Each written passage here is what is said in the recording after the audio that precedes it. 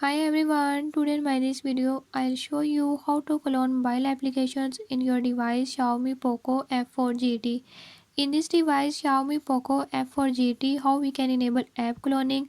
I'll tell you few tips and tricks that you can use to enable it. Before we start the video, if you are new to my channel, don't forget to subscribe and press bell icon. Watch complete video and learn how you can enable it.